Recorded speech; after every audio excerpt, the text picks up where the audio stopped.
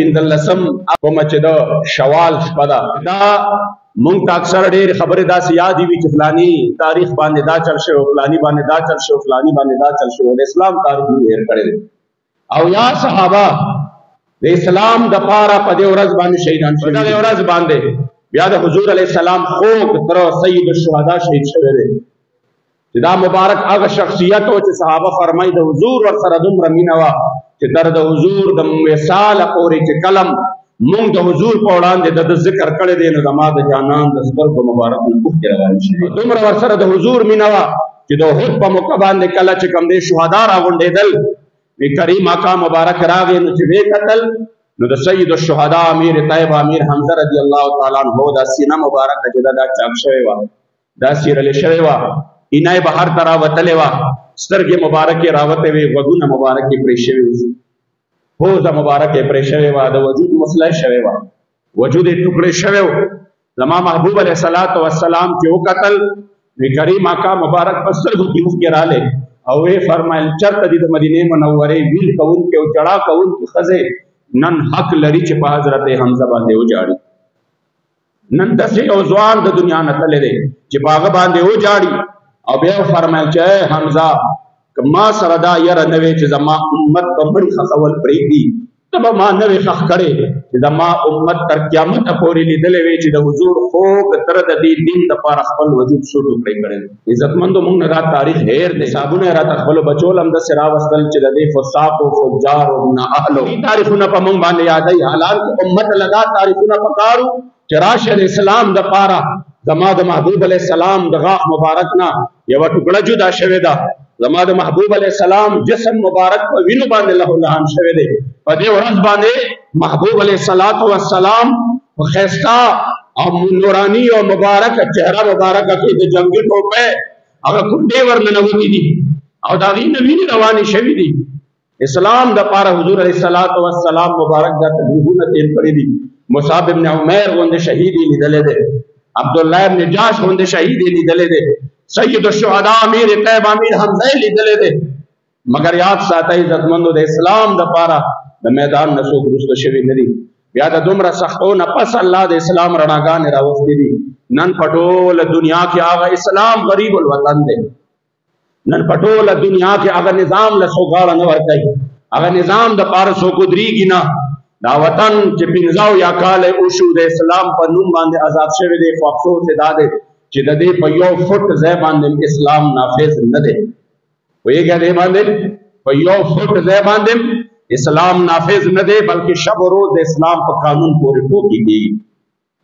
اسلام پسند ته انتها پسند ویلې کېږي اسلام پسند ته دهشتګرد او غداران ویلې کېږي نظام چې دی ټول د مغرب نظام دی مخکې صرف د هغې غلامانو اوس د هغې د غلامانو غلامان قادیانیت په عروج کې دی د حضور علیه السلام په ناموس باندې پی در پی حملې دي په 13 یو میاشت کې 3 پیرې د حضور په ناموس باندې حمله شوې ده دوه چې کوم دی 2 کسانو د ختم نبوت په عقیده باندې حمله کړې ده او د نبوت دعوه یې کړې ده د حضور علیه الصلاة والسلام مبارک د غلامانو زړونه مجروح کړي دي او بیا د ملک ادارې د هغې پسپناهي کوي د هغې سره چې کوم دی څه کوي د هغې باقاعده طور باندې د هغې دپاره مراعات ګوري صرف د هغې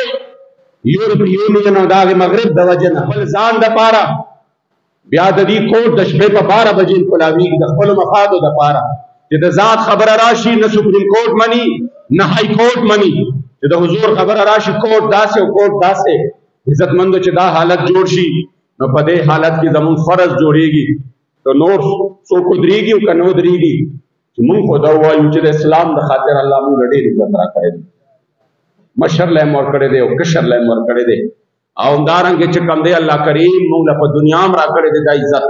او دا عزت د اسلام د خاطره به په قبر کې هم راکوي او دا به په ورځ د محشر باندې راکوي په ایمان چې موږ له په قبر کې د اسلام د خاطره کوم عزت ملاویږي دا خو به پته په قبر کې لګي چې کوم عزت په ورځ د محشر باندې ملاویږي دا خو به هلته پته لګي چې په کومه ورځ باندې کافر داسې د لاسونه مروړي او داسې د لاسونه مروړي او وایي چې یا لیتنی کنت ترابا ای کاش چې انسان نه وي پیدا خاورې وي ای کاش چې انسان نه وي پیدا خاورې وي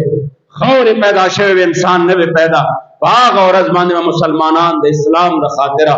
د حضور د دین د خاطر پاک عورت بد الله په نعمتونو باندې سر نو راځي قدردانو چې نن را سره دا وخت شته چې د اسلام د پاره په نره باندې دا سودا وکړو.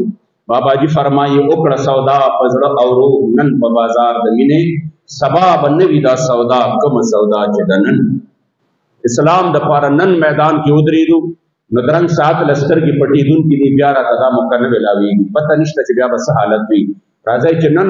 په جمع باندې د دې نظام دپاره کوششونه وکړو. اسلام د مونځ روژې زکات او حج نوم نه دی صرف د دې نوم وی بیا به صحابو په میدانونو کې ځانونه نه ټوکړې کول بیا به سیدنا امام حسین کربلا له نته مونږ په هغه ته اجازت وکنه کولی شو تاسو عزتمندو مونږ د سازش شکار شو چې مونږ وایو نه د ملا کار هم صرف دا داسې مسایلو سره یې به د نظام خبره نه کوي نو هغې چې راباندې نظام داسې خلکو راوسته چې هغې له په لیکلو سوره اخلاص هم نه ورځي نو بیا به د ملک دا حالتونه کتل چې شروع دی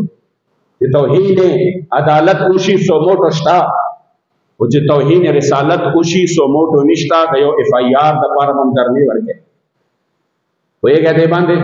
او بیا چې دا خبرې کوي نو انتها پسند دي شدت پسند دي او کله کله د لاړ شي غدار دې ورپسې جوړ